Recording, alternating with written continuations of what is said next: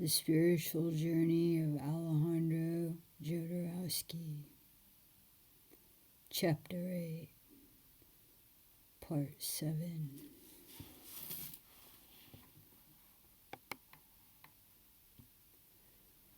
I grabbed the paper and feverishly showed the fat man the picture of myself and the tigress.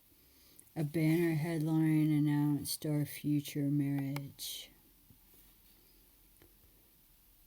Taking it, he removed his hat,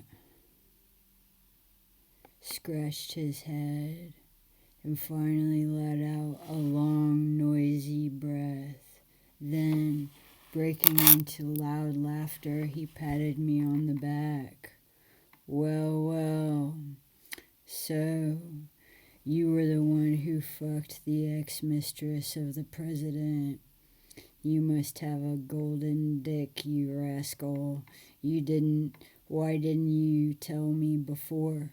Well, no matter. That's enough joking for now, of course. I already recognized you. I just wanted to give you a little scare, that's all. Just a little joke of mine. A pretty funny one, right? I emitted a phony laugh. You have quite a sense of humor, Don Salvador. Now, can we be on our way?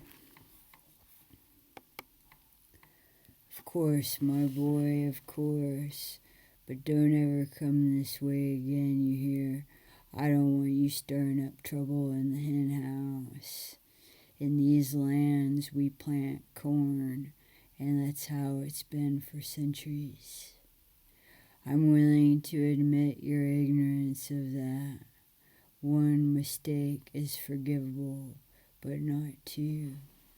If you come back here, you'll hear the sound of a different rooster, and his crowing will sound like rifle fire.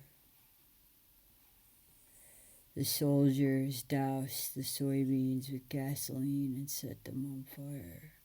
Then they got back in the truck and started the engine. Cepeda called to us. You can ride with us. We'll drop you off near Oaxaca. The Indians came out to say farewell, giving us a half-dozen oranges and waving their red bandanas as we drove out of view. Inside the truck, the soldiers, with insolent grins, stole the oranges from us. I felt humiliated. Later, as we rode the bus toward the train station at Puebla, I said not a single word, though Ijo's silent calm exasperated me. When we sat in the crowded third class, I found nothing intelligent to say, but I wanted to speak. After such a painful experience, no commentary comes to us. Where is the error? Pointing out the window, Ijo contented himself with a grunt. The mountain. I was furious and fed up with this Japanese style. For every emotion, for every doubt, the master's reply, Mount Sumuru, implying that this silent monolith is never submerged by mere feelings, that it never wonders about life and death, and that it imperturbably allows the seasons to pass, never forcing nature, never prey to the dualism of actor-spectator. In sum, it is a panacea. Just cross your legs and sit as still as a corpse. I was so upset I squeezed my lips shut tightly, slammed my fist into my other hand, and turned red, breathed heavily through flaring nostrils like a bull about to charge. Seeing this, Ijo pulled a white fan from his sack, and fanning himself with an air of disdain, gave me a koan.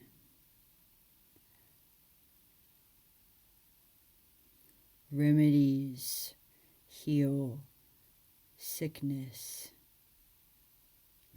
The entire earth is a remedy. What remedy is your true being? These words felt like rain on the lips of a thirsty wanderer. In a sudden clarity of consciousness, I realized that I was alive for a duration of time that was infinitesimal within the eternity of the cosmos, and what a privilege, a gift, and a miracle this life was.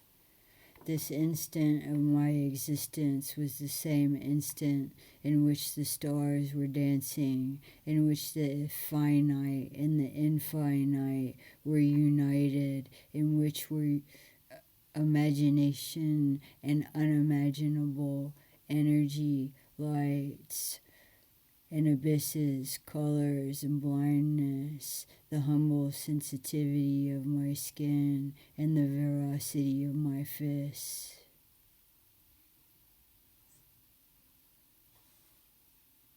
But also the miserable peasants, the soldiers, the imbecilic fat man, the passengers in the train, chattering like monkeys. The cloud of dust following the bus. All of this was a remedy if I accepted it as such, so that it was transformed by my vision. The world is what it is, a remedy instead of the poison I had believed it to be. Yet, I saw that I was repeating constantly the same mistake, setting up a mental border between inside, my conception of myself, and outside, the world that is not myself. I was living as a subject confronted by an object, even in saying that the entire earth is a remedy. I was still subtly trying to use an external object to heal my individual self, not realizing that this very separation of myself from the world is its sickness. The world is my life and essential being, inasmuch as I do not dissolve this border, I am dead. When we got off the train in Mexico City, Ijo made a little bow to me and said, "Yosai, the founder of the Shofukuji monastery where I spent my youth, was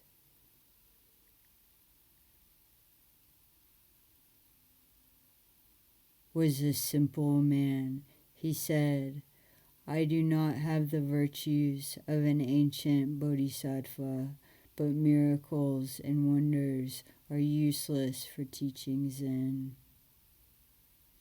One day, a poor peasant begged him, 'My wife, my children, and I are dying of hunger. Have pity, please help us.' In those days, there was no spare food, clothing, or valuable objects in the Yosai monastery. Nevertheless, the monk found a piece of copper that had served to make the rays of the halo of a statue of the Buddha. Yosai gave it to the peasant, telling him to trade it for food enough to feed his family. The disciples complained, saying that it was a sin to make personal use of sacred material consecrated to the Buddha. Yosai replied, the Buddha offered his own flesh and limbs to starved beings. Even if I had given the entire statue to this peasant dying of hunger, it would have not have been a violation of his teaching. And if such acts cause me to suffer a dire fate, I will continue to help starving beings." Do you understand now? It isn't Zen for intellectuals that Mexico needs. I'm going to put away my Kiyosaku for good.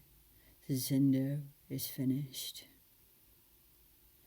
With a sense of a huge abyss between us, I watched him walk away with long, energetic strides. Remembering this scene, I thought of a phrase from Silvercane's novel 953 in the collection Bravo Oeste.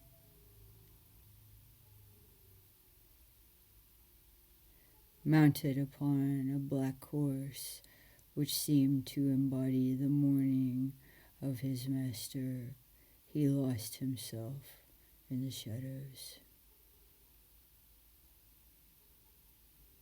For reasons of security, I had to leave Mexico for France. Very little news of my master arrived here. I learned that he had stopped dressing as a monk and had moved. On Insurgentes Avenue, he had opened a consultation office called IMARC. And in 1975, the director of research at the Rio Daraku Center in Tokyo officially named him Professor of Electroacupuncture in Mexico. He treated sick people, gave courses in acupuncture, and used a Japanese device known as the tormentor. Instead of having traditional needles planted in the acupuncture points in the skin, the patient was connected to battery-powered electrodes. For this treatment, a few seconds sufficed instead of the 20 minutes required for the needles. Many patients came to the clinic to be treated, and a sizable group of students formed as well. Dressed in a white nurse's shirt, Ijo offered his teachings at no charge. The institute thrived until certain Mexican professors of medicine learned that epileptics had been cured in a few sessions. They had Ijo charged with the illegal practice of medicine, and he was forced to cease all therapeutic activity. Following this, he filled his small truck with bags of soybeans and left the city to live with the Indians in the Sierra Tarahumara. For many years, I lost all trace of him.